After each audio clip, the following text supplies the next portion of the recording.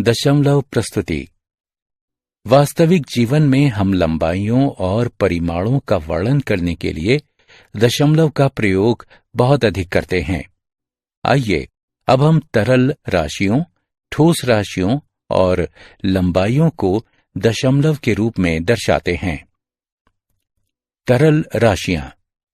सविता की मां उससे मदर डेयरी से आधा लीटर दूध की थैली लाने के लिए कहती हैं।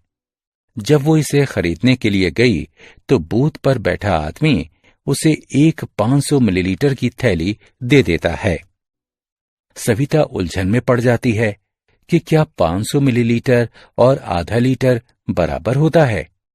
इस प्रश्न का उत्तर देने में सक्षम होने के लिए हमें सबसे पहले तरल पदार्थों को मापने के लिए इस्तेमाल की जाने वाली इकाइयों को समझना चाहिए। आइए एक नजर डालते हैं। 1 लीटर बराबर 1000 मिलीलीटर होता है। अतः 1 मिलीलीटर बराबर 1/1000 लीटर, जो कि 0.001 लीटर के बराबर होगा।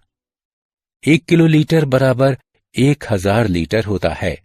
अतः 1 लीटर बराबर 1/1000 किलोलीटर, जो कि 0.001 किलोलीटर होगा। अब हम सविता के भ्रम की स्थिति पर फिर से आते हैं। 500 मिलीलीटर बराबर 500/1000 लीटर होता है, जो कि 5/10 लीटर यानी 0.5 या 1/2 लीटर लिखा जा सकता है। अतः 500 मिलीलीटर दूध और आधा लीटर दूध बराबर होता है।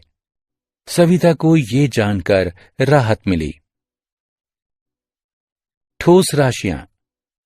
अक्षय अपनी मां के साथ सब्जी बाजार गया। वहां उसने देखा कि उसकी मां 250 ग्राम और 500 ग्राम अलग अलग सब्जियां खरीदती है। वह खरीदी गई राशियों को किलोग्राम में बताना चाहता है। ऐसा करने में सक्षम होने के लिए अक्षय को सबसे पहले ठोस राशियों की मात्रा को मापने के लिए इस्तेमाल की जाने वाली इकाइयों को समझना होगा।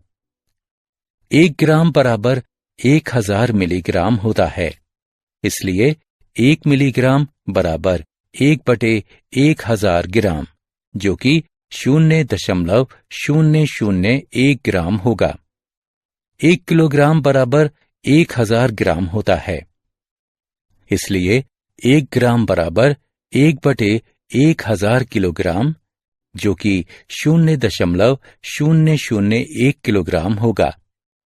आइए अब हम अक्षय की मां द्वारा खरीदी गई सब्जियों को किलोग्राम में व्यक्त करते हैं। 250 ग्राम बराबर 250/1000 किलोग्राम होता है, जो कि 25/100 यानी 0.25 या 1/4 किलोग्राम होता है। 500 ग्राम बराबर 500/1000 किलोग्राम होता है, जो कि 5/10 किलोग्राम यानी 0.5 या 1/2 किलोग्राम होता है। सब्जियों का 250 ग्राम 0.25 किलोग्राम या 1 किलोग्राम का 1/4 हिस्सा होता है, और सब्जियों का 500 ग्राम 0.5 किलोग्राम या आधा किलोग्राम होता है। लंबाइयां। बेला अपनी मां के साथ साड़ियों की दुकान पर गई। वह दुकानदार से एक साड़ी की लंबाई की सही माप के बारे में पूछती है। दुकानदार उसके सामने साड़ी की लंबाई 550 सेंटीमीटर मापता है। बेला जानना चाहती है कि क्या 550 सेंटीमीटर को मीटर में बताया जा सकता है। बेला के प्रश्नों का उत्तर देने के लिए आइए विभिन्न लंबाइयों की मापों के बीच संबंध को समझते हैं। 1 सेंटीमीटर बराबर 10 मिलीमीटर होता है। इसलिए 1 मिलीमीटर बराबर 1/10 सेंटीमीटर यानी 0.1 सेंटीमीटर होगा। 1 मीटर बराबर 100 सेंटीमीटर होता है।